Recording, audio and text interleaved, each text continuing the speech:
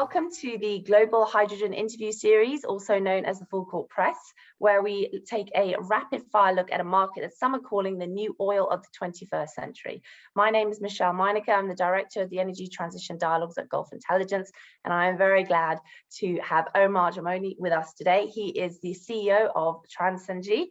Omar, thank you very much for joining us. I feel we have quite a bit to say on this topic today.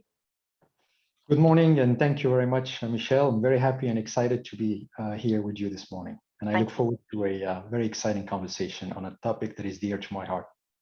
Absolutely, yeah, and should be for all of us, really, any of us who are going to be around for much of this next century. So let's dive into the oil side of things and how regional oil exporters in the Middle East and producers as well, of course, can become successful exporters of clean hydrogen, so blue and green hydrogen.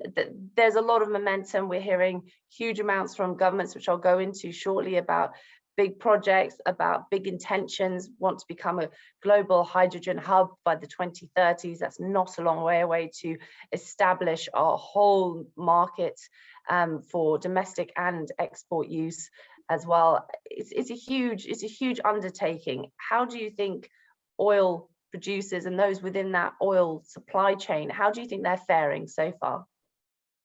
Well, it's a great question. As you know, the oil and gas national and international companies have been undergoing a major change. They're trying to reposition themselves from oil companies and transform themselves into energy companies. Okay, and this is quite clear. They all have their agenda on the back of the Paris Climate Agreement with net zero objectives, solid portfolio of investments, and obviously trying to diversify away from oil and gas. As obviously you know, this industry is massive. It has underpinned, in fact, the Industrial Revolution and enabled the world and energized the world. But at the same time now, it needs to reposition itself in a smart way. And I think what they've been doing is quite interesting. So, and you see, I would say, two different approaches. The international oil companies, obviously listed companies, have very aggressive carbon emission reduction objectives.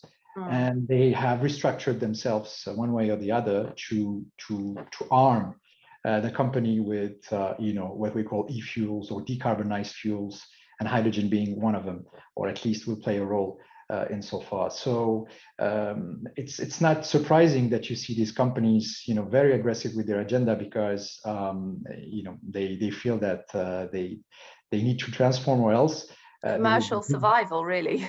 Exactly. They're doomed to fail, and lots of activists are putting pressure here and there. I'm sure you've seen what happened. Shell at The Hague as well. Yeah, exactly. So this is not going to change. On the front of national oil companies, especially in the MENA region, it's also a matter of survival, but they're going to do it in a different way. They're hooked to oil and gas. It's very difficult for them to work away as fast as they would like to, for obvious reasons. I mean, they need to balance their budgets, and they need also to stimulate their economy to start or accelerate rather the transition away from fossil fuels. And there is also a social component in there, and there's also a matter of stability for the region at large. So the pace at which the transition will happen will basically be slightly different from the international oil companies.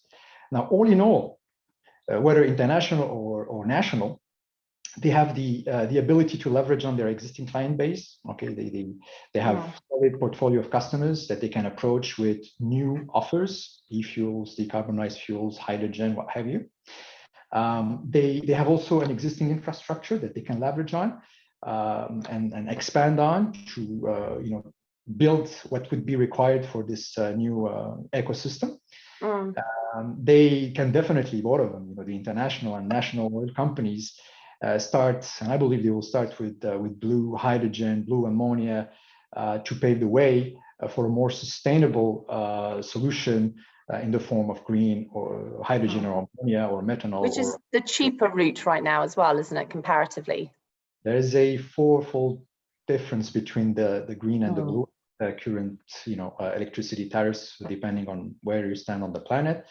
And the advantage for them is that it's just an incremental investment on existing industrial assets to capture the carbon dioxide emitted during the production of hydrogen. So it's not a massive modification to the existing infrastructure, and that's why they're all heading in that direction.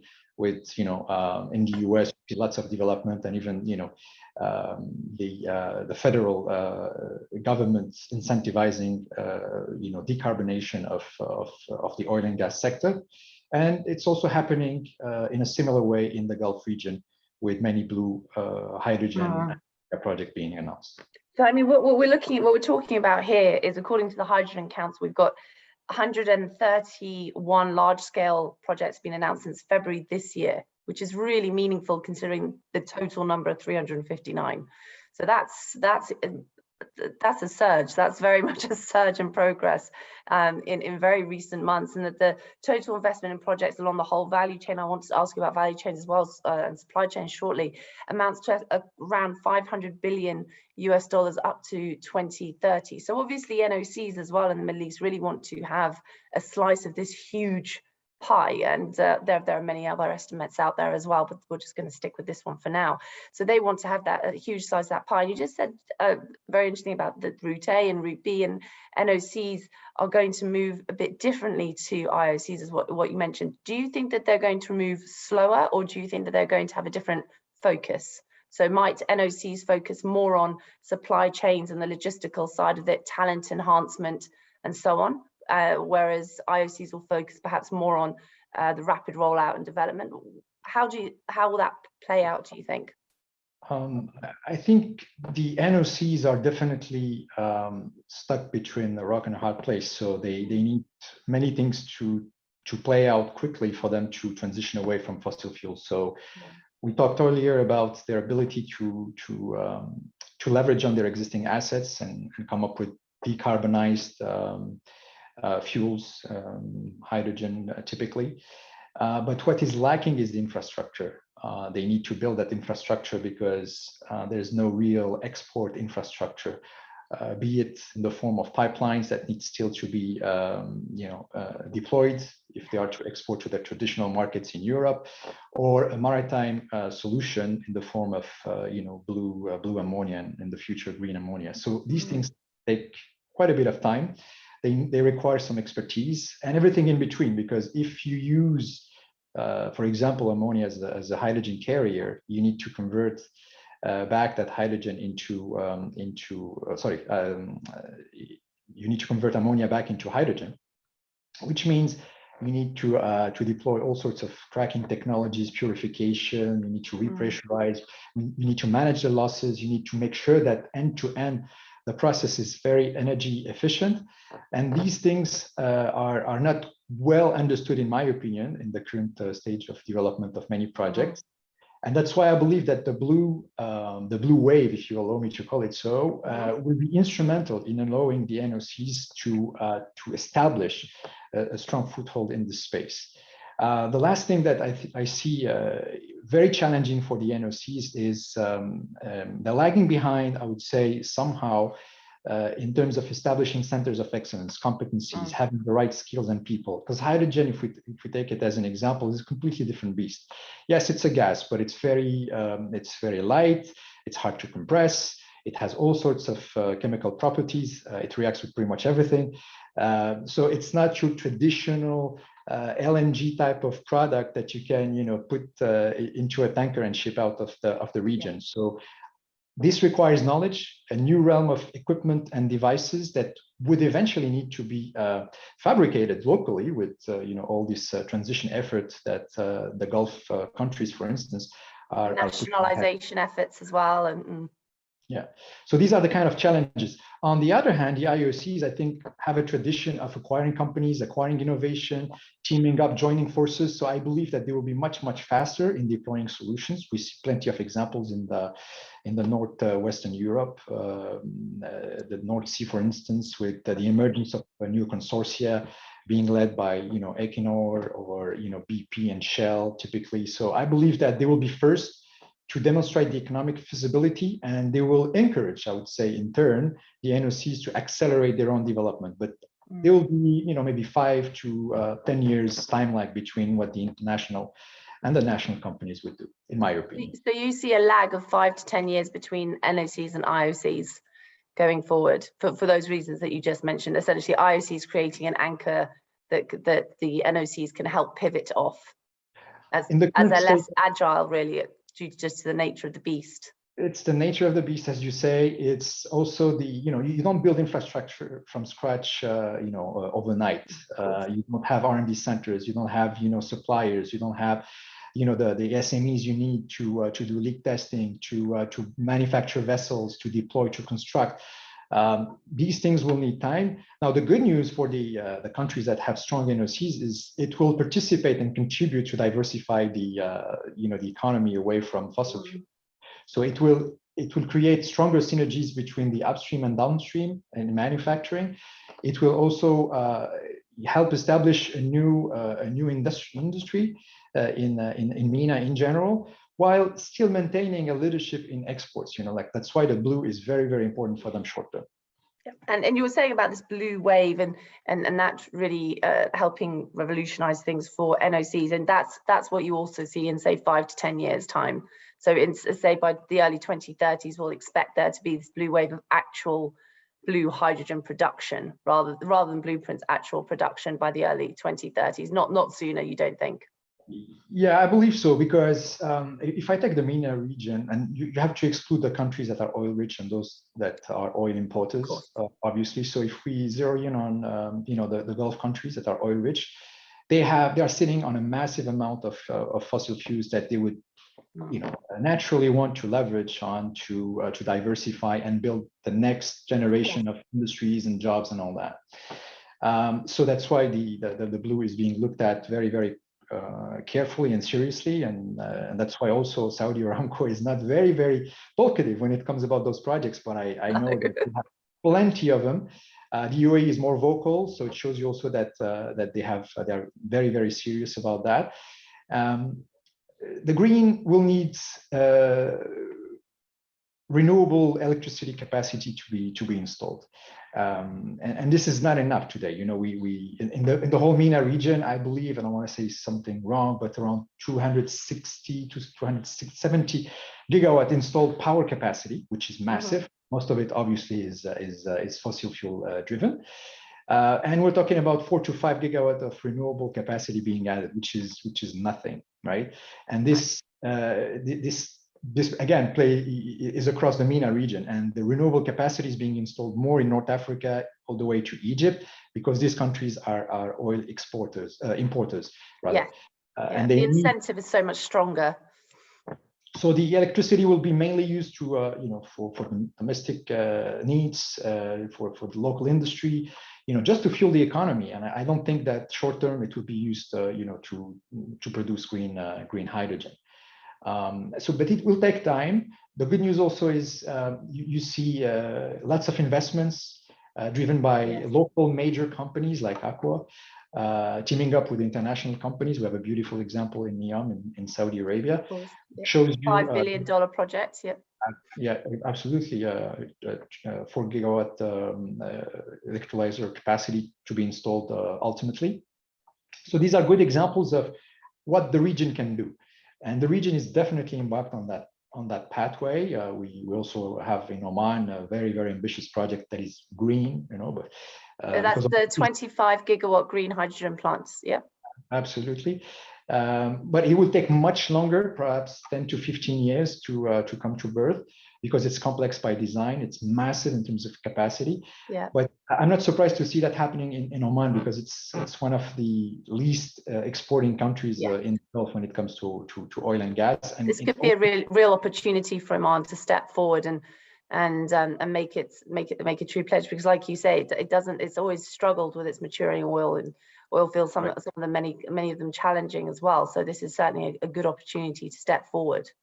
Correct. And economically as well, it's not always had the same robustness that other countries on the Arabian Peninsula have reported. I'm glad you mentioned that project, because it just makes me think of all the others that are going on in the region. And so we've got Saudi Arabia that have stepped forward and said we want to be a global world's top exporter of hydrogen. You know, the world's biggest exporter of oil is stepping forward saying it wants to be the top exporter of a much greener fuel, which in itself is monumental.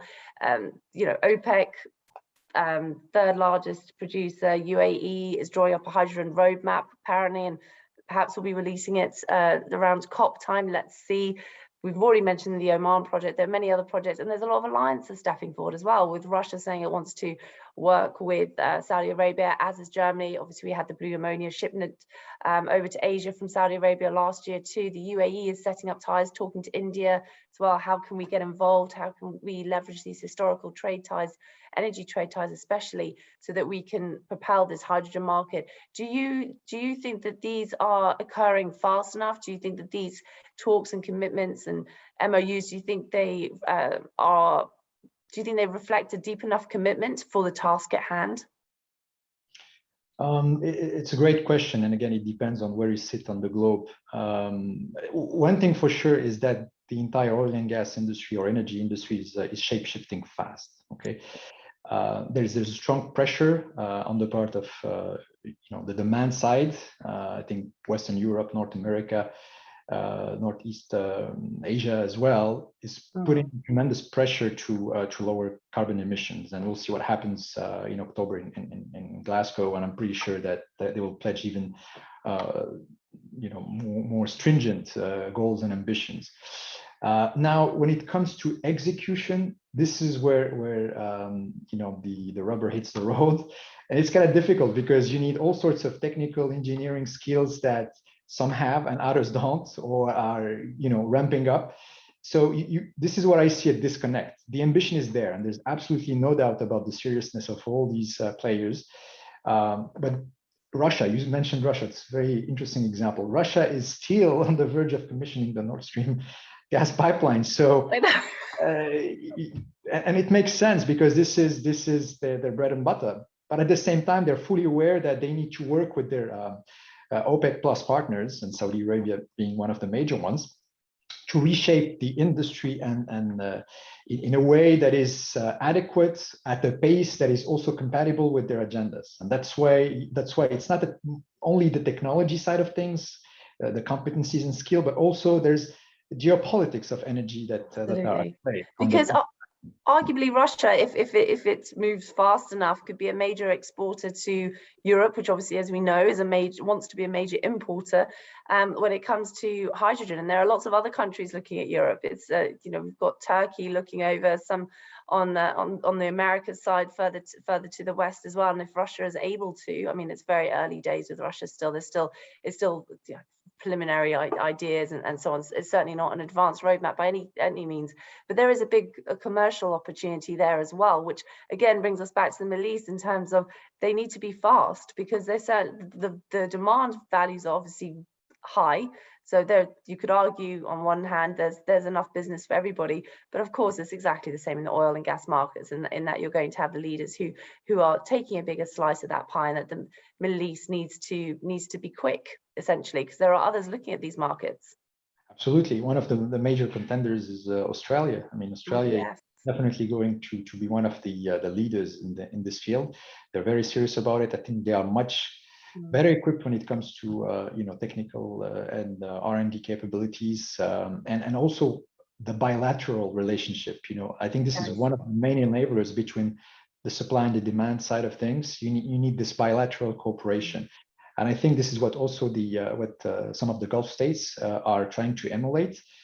With Saudi Arabia going to Asia, its traditional customers in Asia, same in the UAE, reaching out for Korea or Japan, because the demand is there, and those countries have very, very serious hydrogen strategies with preset goals and all what is needed to financing commitments and everything. Yeah, the demand is there, like in terms of power generation, reducing hard-to-abate sectors like steel, aluminum, cement, and all. I mean, they're extremely advanced, which means that the demand is there to last. So I'm not surprised at all to see some of the oil-rich countries, eyeing on those markets, on a bilateral,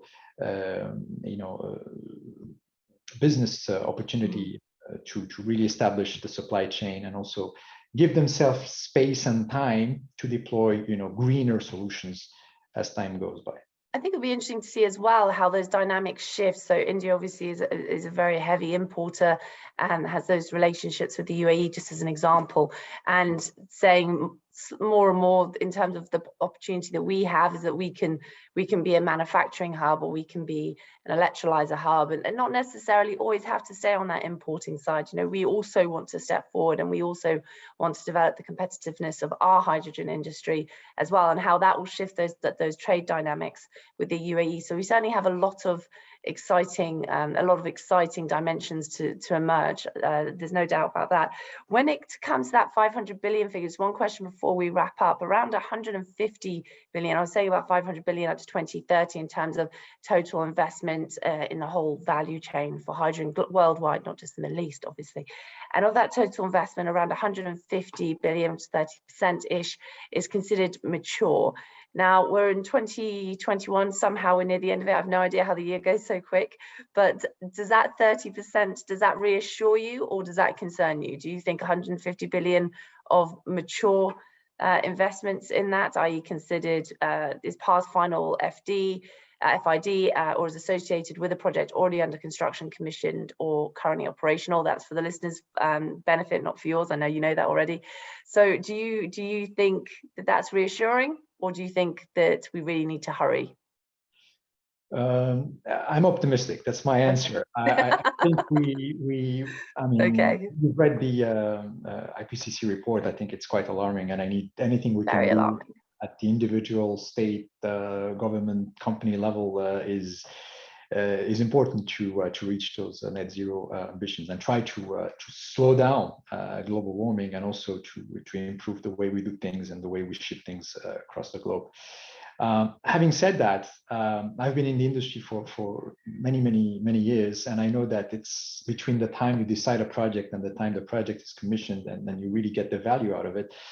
There are plenty of things you need to work on, and as we discussed earlier, electrolyzers, capacity of those electrolyzers. There's a lot of work to be done also in efficiencies, how to improve, the loading factors. We spoke about also establishing the infrastructure. You don't build ships, pipelines overnight. If we're talking about hydrogen, you need also to have some other considerations in mind in terms of safety, in terms of compression ability, in terms of storage, etc., etc. So these are the elements that are naturally going to play out and impose the pace of executing the projects. Definitely, any project that comes to birth will have to be carefully analyzed and scrutinized to learn from it and accelerate the pace. See, funny, a couple of years ago, we were saying that the green hydrogen will not be economically viable until the late 2030s. Now we're talking about the early 2030s, and depending. And I've heard 2028 for some projects. Yeah. You see, and I think we'll see something natural. The more people you have, and I think there's a hype right now, a lot of excitement around hydrogen, but it's good news. It's good news. It reminds me of the the .com era. You'll have lots of players coming in, lots of innovation, and then only the solid ones will prevail, and of course lots of companies will exit the market. But this is how things are, and this is how industries are born, and this is how industries die as well. So we need to incentivize. We need to create that right framework from a regulatory point of view. We need also to incentivize. I also strongly believe that the price of carbon is instrumental when it comes to strongly agree. Yeah, the pace at which some countries will transition away from fossil fuels. And this is a debate that needs to take place. Some countries will want to protect their industries. So it's very exciting. You'll see all sorts of tax mechanisms, incentives, playing out, which eventually will accelerate, in my opinion, the amount of investment. So if we start with 150 right now, I'm optimistic that we might reach even more, next time you and I have a conversation.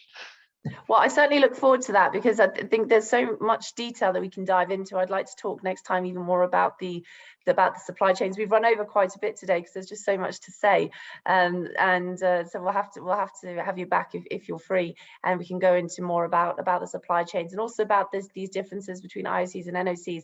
And maybe by then as well, we'll start seeing even more tie-ups. IOCs, as you're saying, very much anchoring, providing essentially steady ground for NOCs to be able to innovate and push forward a little bit more. But on a much broader basis, the skills and the experience in the oil and gas markets, which is often overlooked in our very pro-green future, which I fully support, obviously, but I also think that there's decades of experience in innovation and talent development and safety management, best practices, international collaborations as well, and so on, and cross market collaborations as well, and market mechanisms. We can go on and on and on. So it's about using all of that potential and applying it to this new world of energy, and hopefully it can be maximized for all our benefit. Omar, thank you very much for joining us, and very much hope to see you again soon.